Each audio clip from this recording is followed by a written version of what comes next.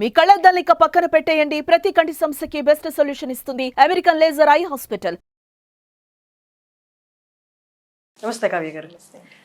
Abortion అంటే అన్ఎక్స్పెక్టెడ్గా అనివార్య కార్యాల వల్ల ఎవరైనా అబార్షన్ చేయించుకుంటే నెక్స్ట్ వాళ్ళు కన్సీవ్ అవ్వాలి అనుకుంటే ఎలాంటి జాగ్రత్తలు తీసుకోవాలి? అబార్షన్ ఇంటెన్షనల్గా చేయించుకుంటే మేబీ అది ఇల్లీగల్, బట్ ఏదైనా పరిస్థితి వల్ల చేయించుకోవాల్సి వస్తే గర్భసంచి మీద ఎలాంటి ఎఫెక్ట్ ఉంటుంది? మనకి అబార్షన్స్ కోసం వచ్చే ఆడవాళ్ళలో చాలా you get wide variety of women who opt for abortion. కొందరేమో పెళ్ళయ్యాక ఫస్ట్ కన్సెప్షన్ యూపీటీ పాజిటివ్ అని వస్తారు. ఒక ఫస్ట్ స్కాన్లో శాక్ ఉంటుంది. 2 weeks అప్పటికి హార్ట్ బీట్ రాదు. 2 weeks తర్వాత మేము వెయిట్ చేయమంటాం. హార్ట్ బీట్ ఉందా లేదా దానే వయబిలిటీ స్కాన్ అంటారు. అది చెక్ చేయడానికి మనం పంపిస్తాము. అప్పుడు హార్ట్ బీట్ ఉండొచ్చు, కొందరికి లేకపోతుండొచ్చు. They get shattered. ఇంకొకటి ఏంటంటే from starting to 11 weeks of pregnancy heart beat ఉంటుంది. సడన్గా అది మిస్డ్ అబార్షన్ లాగా అయిపోతుంది. సడన్గా దిగు. ఇంకొందరికి ఎలా ఉంటుందంటే 20 weeks వరకు ఆన్ అండ్ ఆఫ్ బ్లీడింగ్ వస్తూ ఉంటుంది. బెడ్ రెస్ట్ చెప్తా ఉంటాము. అది ఉంటుందా పోతుందా, దాన్ని థ్రెటెండ్ అబార్షన్ అంటారు. అంటే that pregnancy is threatening you, but it is అది అబార్షన్ అవ్వదు కానీ అబార్షన్ అయ్యేట్టుగా పేషెంట్స్ని భయపెడతా ఉంటుంది. ఇంకొందరికి ఎలా ఉంటుంది అంటే 20 weeks వరకు, మనం ఫస్ట్ అబార్షన్ ఎప్పుడు అంటామంటే 20 weeks వరకు ఉండి సడన్గా అంటే 20 weeks వరకు బేబీ లాస్ని దేనన్నా అబార్షన్ అని అంటాం అనమాట. 24 weeks తర్వాత దాన్ని ప్రీటర్మ్ లేబర్ అంటాం. సో ఇంకొందరికి 20 weeks వరకు ఉంటుంది. వాళ్ళకి పెయిన్ ఉండదు, ఏముండదు. జస్ట్ స్కాన్ కని వస్తారు, చూసరికి బేబీ కిందకు వచ్చేసి ఉంటుంది. 5th week. అందులో దాన్నే ఆస్ ఇన్కాంపిటెన్స్ ఇండ్యూస్డ్. తెలీదు అసలు. నార్మల్గా కొందరికి వాష్రూమ్కి వెళ్ళిపోతే కూడా పడిపోతుంది. అంటే వాళ్ళకి తెలియదు అసలు. ఓపెన్ అయిపోయింది, కిందకు వచ్చేసింది, దాన్ని మనం కాపాడలేము, కొందరిని కాపాడగలము. సో అలా అనమాట. సో ఇట్లాంటి డిఫరెంట్ ప్రెజెంటేషన్స్ వస్తూ ఉంటాయి. ఇది ఓకే, మనకు మామూలుగా ఫర్టిలిటీ పిల్లలు కావాలి అని అనుకున్న వాళ్ళు. ఇంకొక కేటగిరీ ఎలా ఉంటుందంటే లివ్ ఇన్ రిలేషన్షిప్స్. అందులో మాకొద్దు అని చెప్పేసి వస్తూ ఉంటారు. Unwanted. Okay, unwanted can be there in marriage also. Okay. And ఇంకొందరికి ఏంటంటే ట్యూబల్ ఎక్టోపిక్స్, మనకి ప్రెగ్నెన్సీ అన్నది ట్యూబ్లో రావడము, లేకపోతే సర్విక్స్లో రావడము, లేకపోతే అండాశయంలో రావడము, అది రప్చర్ అయిపోవడము, అండ్ ఫైనల్గా it can lead to death of the patient if not treated at the right time. So ఈ డిఫరెంట్ ప్రెజెంటేషన్స్ ఉంటాయి అన్నమాట. So most common is the మనకి యూట్రస్ లోపల ఉండే ప్రెగ్నెన్సీ అది అబార్ట్ అయిపోతే ఏ టైంలో మనం ఎటువంటి ట్రీట్మెంట్ ఇస్తాం. సో ఫస్ట్ మనకి 9 weeks 8 to 9 weeks వరకు వాళ్ళకి నార్మల్గానే లాస్ అయిందంటే ఫస్ట్ మనం దానికి ఏమైనా క్యారియోటైపింగ్, లేకపోతే థైరాయిడ్ ఇష్యూసా, లేకపోతే షుగర్ ఇష్యూసా, అది ఏంటి వైరల్ ఇన్ఫెక్షన్సా అన్నది మనం చూసుకోవాలన్నమాట. సో ఈ అబార్షన్స్ మనకి మెడికల్గా చేస్తాము, సర్జికల్గా కూడా చేస్తాము. ఎప్పటి వరకు మనం మెడిసిన్స్ ఇచ్చి చేస్తాము? 8 weeks వరకు మెడిసిన్స్ ఇచ్చి చేస్తాము. 8th to 12 weeks are 13 weeks వరకు కూడా you can stretch and you can go for first మిఫీ టాబ్లెట్ ఇచ్చేసి తర్వాత బేబీ ఎక్స్పెల్ అయిపోయాక కొన్ని ప్లెసెంటా బాగా మంచిగా డెవలప్ అయ్యి అతుక్కుని ఉంటుంది. అందులో ప్రోడక్ట్స్ ఎక్కువ వరకు ఉండిపోతాయి. సో దాన్ని మనం అల్ట్రాసౌండ్ పెట్టుకొని కేర్ఫుల్గా బిట్ బై బిట్ అంతా లాగేస్తూ ఉండాలన్నమాట. And we have to ensure that మొత్తము ఎవాక్యుయేట్ అయిపోయిందని చూపించాలన్నమాట పేషెంట్కి త్రూ అల్ట్రాసౌండ్. ఇంకొకటి చూస్తే మనకి 14 weeks to 20 weeks వరకు కొన్ని ఏమైనా జన్యు లోపాలు ఉన్నా, లేకపోతే బేబీలో అవయవ లోపాలు ఉన్నా కూడా మనం అలాంటి బేబీస్ని తీసేయాల్సి వస్తుంది. కొందరికి ఇన్ఎవిటబుల్ కూడా అవుతుంది, ఇంతకుముందు చెప్పినట్టు. అలాంటివి బేబీ ఎక్స్పల్షన్ అయిపోయినాక మళ్ళీ దానికి కూడా మనకి డిఎన్సీ అన్నది అవసరం ఉంటుంది. ఎందుకంటే ప్లెసెంటా బాగా గట్టిగా అతుక్కుని ఉంటుంది, అది లాగడానికి మనం మళ్ళీ డిఎన్సీ అన్నది ఆప్ట్ చేసుకోవాలి.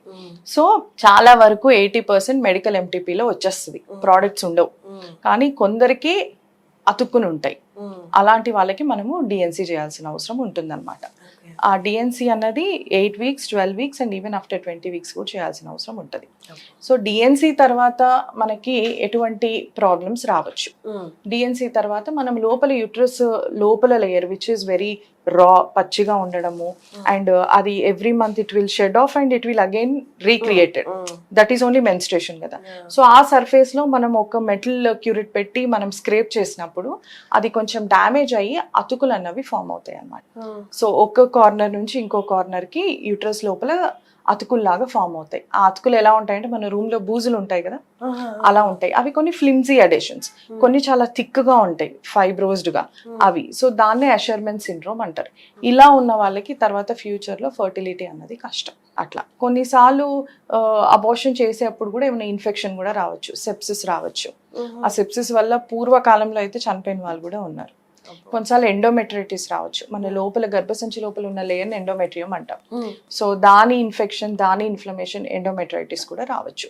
సో ఇవన్నీ కూడా డెఫినెట్ గా ఫ్యూచర్ ఫర్టిలిటీని అయితే ఎఫెక్ట్ చేస్తాయి. ఓకే, అందరికీ అవ్వాలని కాదు, కొందరికి అవుతూ ఉంటుంది. మనకి ఒక 15% వరకు అయ్యే ఛాన్సెస్ ఉంటాయి అన్నమాట. ఓకే. ఇప్పుడు ఇన్ని ఫెసిలిటీస్ ఉన్నాయి, బేబీ ప్రతి కదలికని ప్రతి స్టేజ్లో అన్ని చూడగలుగుతున్నాయి. అబార్షన్ అయితే క్లీన్ చేయగలుగుతున్నాము, ఇంత ఎక్విప్మెంట్, ఇన్ని స్కాన్లు ఉన్నాయి. బట్ అప్పట్లో ఇవేమీ లేవు కదా, లేవు. అందుకనే ప్రాబ్లం. అప్పట్లో ప్రెగ్నెన్సీ సక్సెస్ కూడా బాగుండేది, ఇంత అబార్షన్ రేట్ ఉండేది కాదు, ఇంత ఆటోఇమ్యూన్ డిజార్డర్స్ లేదు, మంత్రసాని ఉండేది. అందుకనే అప్పుడు మోర్టాలిటీ రేట్ కూడా ఎక్కువ ఉండేది కదా. మీరు ఎప్పుడన్నా లైఫ్ స్పాన్ చూసుకుంటే కూడా మనుషులు ఎప్పుడు అప్పట్లో 35 to 50 వాజ్ మ్యాక్స్ ఆ రోజులో. ఇప్పుడు 75 years వరకు బతుకుతున్నారు, కానీ అప్పట్లో వాళ్ళ లైఫ్ స్పాన్ కూడా తక్కువ ఉండేది.